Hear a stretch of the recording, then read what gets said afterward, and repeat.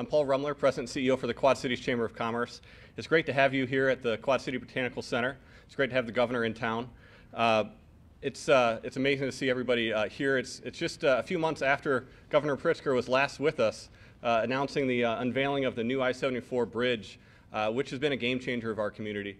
I was talking to him last time about the biggest challenge that's confronting the Quad Cities community, and it's our talent, it's our access to workforce. And we had a really good conversation last time. It's great to see him here again today to talk about how we make the Illinois Quad Cities more competitive in the state of Illinois. So at the Quad Cities Chamber, we believe in creating a more prosperous region to make sure that we can grow our region's population and strengthen our economy.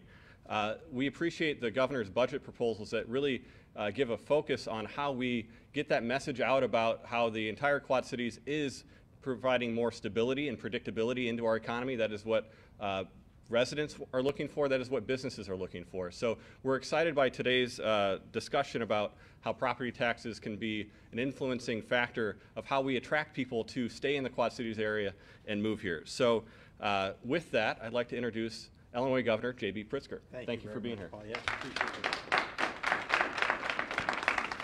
Well, thanks so much. It's really great to be back here.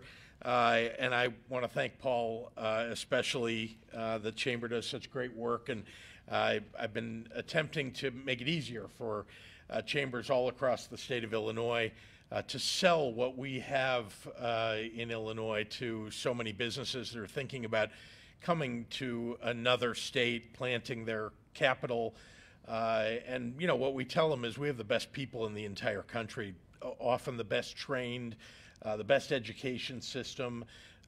This is a place where you can, make a buck if you want to move your business here and invest for the long run. And so, especially here in the Quad Cities, that's an important message for us to be sending across the river and across the country. I appreciate the welcome here to Rock Island, and I'm very proud to be here alongside Mayor Mike Tomes and Ryan Willey, the Executive Director of Quad City Botanical Center. What a beautiful building this is here. What a beautiful place. I can see that when springtime comes, there are going to be a lot of kids outside playing, which I know, when my kids were young enough to want to do that, and I saw the tires and the track, the alligator that's out there. What a great place to be if you're a young child and a young family. For too many years, state government couldn't balance its budgets or pay its bills on time. It's one of the important reasons that I decided to run for governor.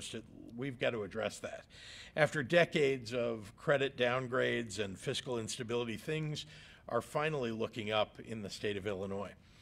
Illinois will end this fiscal year with a $1.7 billion surplus, the first of its kind in more than 25 years. And contrary to what you have heard and from other quarters from people in the opposite party, none of that came from the ARPA federal dollars that went to the states.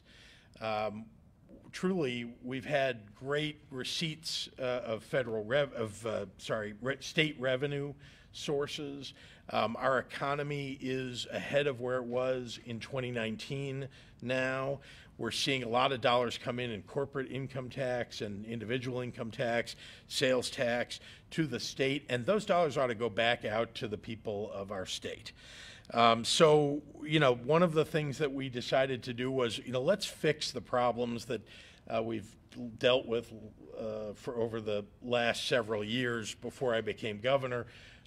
For example, we're going to build back the Illinois Rainy Day Fund to protect Illinois taxpayers from fiscal calamity in the future. We saw just 22 months ago that we had no rainy day fund. The average state in the United States, 30 days, around 30 days, they're able to run their government with their rainy day fund. Illinois, we could run our government for 15 minutes with ours. So we need to rebuild that, and we are.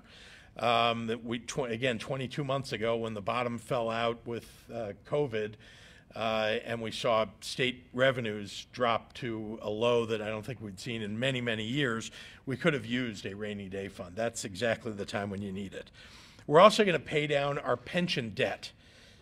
further than what is required, which helps us in the future. It's going to save taxpayers $1.8 billion in the future to pay a little more now. And most importantly, we're going to offer $1 billion of tax relief to Illinois' taxpayers right now, amidst the crunch of rising prices for food and gas and property taxes. You probably all heard on television this morning that, at least on a monthly basis, if you annualize it, there's 7.5% inflation in the last month's inflation number. That's biting people all across the country, and certainly here in Illinois. So I introduced this Illinois Family Relief Plan, and it starts with immediate property tax relief, and that's up to $300 back to nearly 2 million Illinois taxpayers. It's money that can go toward paying for milk and eggs and vegetables and meat at the grocery store, new clothes for growing kids, or a couple of family visits to downtown Rock Island, or right here to the Quad City Botanical Center. Property tax relief is an enormously high priority. Whenever we can, we need to do whatever we can to reduce the burden on people in Illinois. With significant new tax dollars coming from Washington and Springfield to schools and to local governments, it's time for every local taxing body to ask themselves what they can do to reduce local property taxes, because those decisions are made at the local level, whether to raise property taxes or hold them steady. And I was talking to the mayor about, the fact that schools, of course, that need the dollars in order to provide a great education, actually have been provided with billions and billions of dollars from the federal government over the last year. And so people should just look at the local level whether there's some property tax relief that can be offered. But at the state level, we're jumping forward and ahead of everybody and saying that we need to provide this new property tax deduction. We're also cutting the state tax on groceries this coming fiscal year, putting an additional $360 million back into the pockets of Illinois residents. And we'll freeze the gas tax this year, holding the rates flat at the pump and putting $135 million back in people's pockets without delaying any of the infrastructure that the motor fuel tax funds. Because that's important. We got to keep building. We were talking about Centennial Bridge, and there's so many other things that we need to put our dollars into. But this freeze on gas tax won't affect any of that. We'll still be able to keep apace with the plans that we have for rebuilding Illinois. Now, these actions build on a series of supports that I've fought for to help working families address the kitchen table issues, especially as we recover from the pandemic. Like, as you know, rent relief and mortgage assistance and bringing down the cost of child care. We're working to help residents make ends meet when they need it most. We're implementing supports for communities writ large, too, like our $50 million Rebuild Illinois Main Street and Downtown Capital program. We were talking about that just moments ago, too. It opens doors for much-needed new investment in commercial corridors, and that certainly will help here in the Quad Cities. Whether it's supply chain issues or a rise in e-commerce costs or global oil prices, we can't pick the ways that this pandemic affects our lives. But what we must do as a government is to soften the impact however we can, in whatever ways we can. So with that, I appreciate all of you coming this morning. I'm, again, glad to be back here in Rock Island, and I'd be happy to take any questions from members of the media. Yes, sir.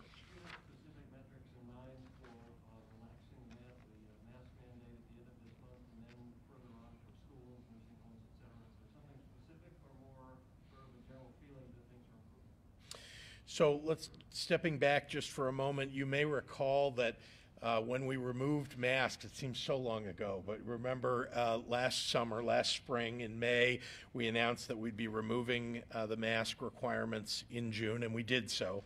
And we had about 90 days there before things started rising again. It was a pretty glorious summer. But remember that the numbers of hospitalizations back then really had plummeted even further than where they are right now by the time we actually lifted the masks and the mask requirement. So just that as background, we still have 2,300, 2,200 people in the hospital with COVID right now. And that's much more than we had last summer.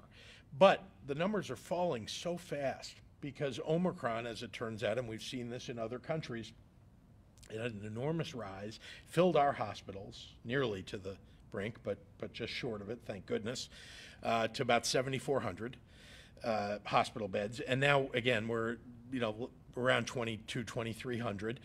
And so we're looking for those numbers to keep declining. So by February 28th, we believe that those numbers will be back down maybe under 1,000. And so that's why it was appropriate for us to notify everybody, let everybody know, we're optimistic about this and it's time for us to remove masks in most indoor locations. You asked specifically about two, where we have not yet announced.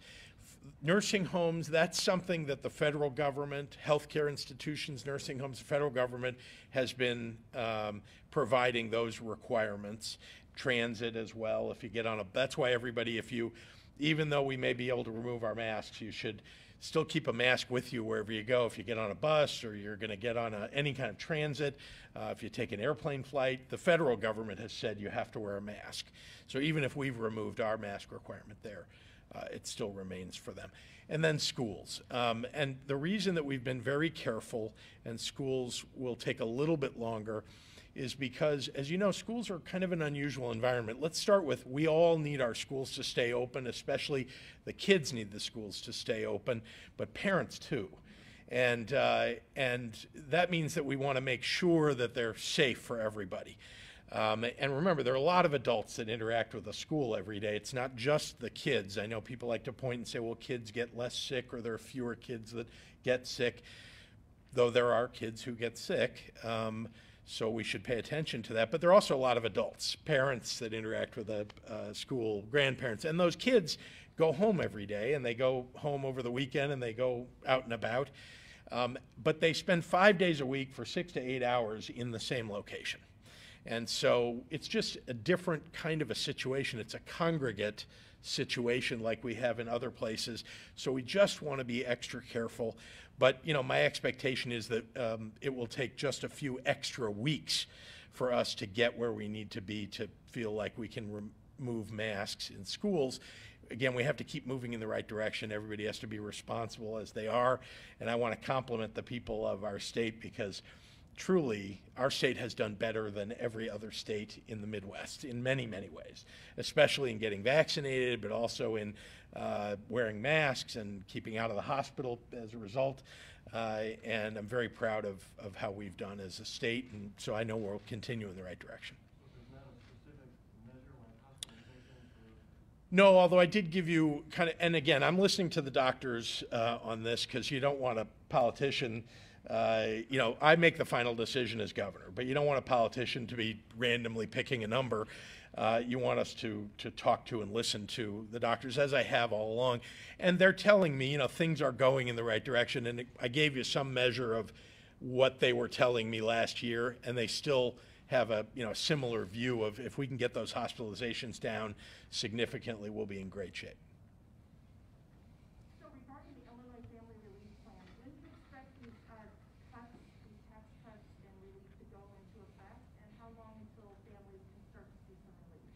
So they're all part of my fiscal 23 budget. You don't have to wait till 2023, I promise, because the fiscal 23 year begins in July 1.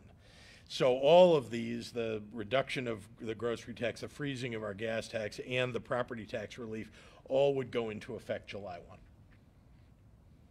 Yes?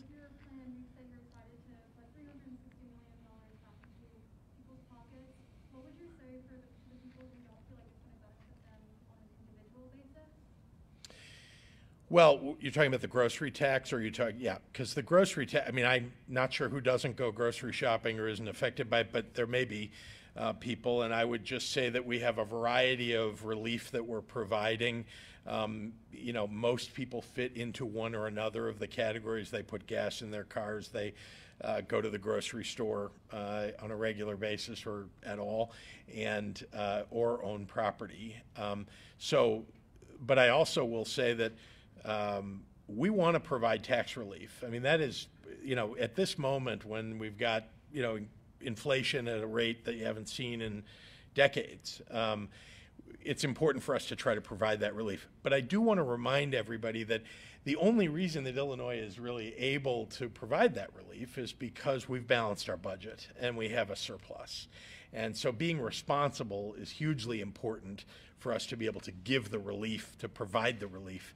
Because you can't just, you know, there are some people who just say, well, just send money to everybody. Let's just send it all out. You know, I heard one of the candidates for governor on the other side talking about, let's just cut government by a quarter, $10 billion, and we'll just send all that out to people. Sounds great, except for, you know, we have an awful lot of responsibilities like rebuilding our roads and paying for schools and all the other things that we do. So it's a difficult endeavor, but because we've done a good job of reining in spending and making sure that our economy is going so we have revenues, we're able to provide tax relief, and I hope we'll be able to do even more. All right, thanks everyone. Thank you. Well, thank you. Let me put on my I'll let you do that. mask here.